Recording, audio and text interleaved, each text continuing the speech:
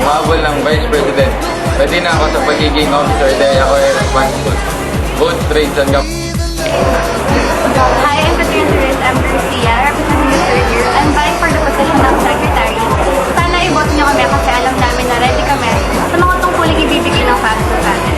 At handa din kami na pakinggan kung ano yung opinion at pangangailangan ng mga estudyante. Vote straight. Saan ka pa? Sa inyo lahat, ako si Mark Lorenzo Matino. Sa third year student, umabol bilang treasurer. Nais ko lamang boto niyo ako sa darating na Pasko election dahil gusto ko lang kayong pagsasabihan dahil next school year, fourth year na kami. Kaya sa konting panahon na namin dito sa Pampanga High School, gusto ko lamang manibahagi sa inyo ang karanasan at mapagsasabihan namin kayo ng school. Hi, I'm Nicole Larvin Nabao. I'm a third year student. I'm running for the position of auditor.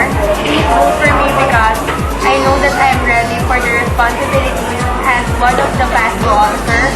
So vote straight for the San Kapa Party. Podcast sa Rio of Trian Del Rosario, and I'm running for the position of PRO. Sana po ito na kami. And I think ready na po to lead our school. Hi, I'm Norlene Punanan. I'm a third year student. I'm vying for the position of PRO.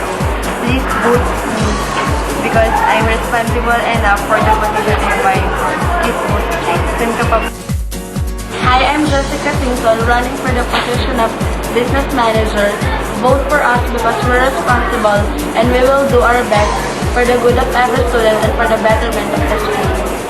Ako po si Gia Neri, humahabol sa posisyon ng business. Dapat kami ipoto dahil kami ay disiplinado at responsible. At alam namin makikipagpapuli kami ehemplo kayo. Yun lang. Vote! Hello, I'm Sardo, third year student, and I'm vying for the position of peacemaker. Dapat lang kami iboto dahil alam namin na magagawa namin ang lahat ng aming makakaya para sa ikakabuti ng ating eskwelahan. Vote straight!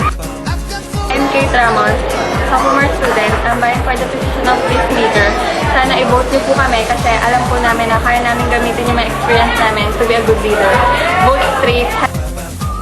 Ako si Monique Rao, second year student. I'm vying for the position of peacemaker. Sana iboto niyo kami kasi wala kayong may tutulong namin para sa ikaw ng school. Vote straight! Abigail Pason, second year student. And I'm vying for the position of peacemaker.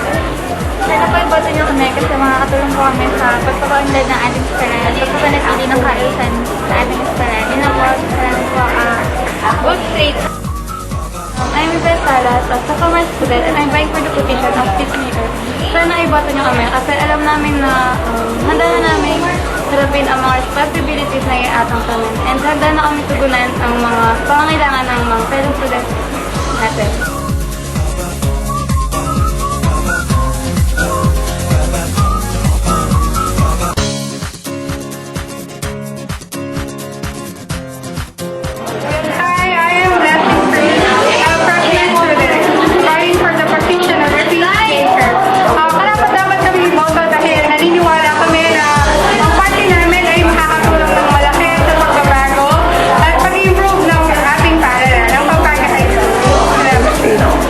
Daniel Matthew Pinonal from Honors Total Freshman, vying for the position of peacemaker. Sa tingin ko, kailangan nyo kami iboto dahil dapat kami iboto.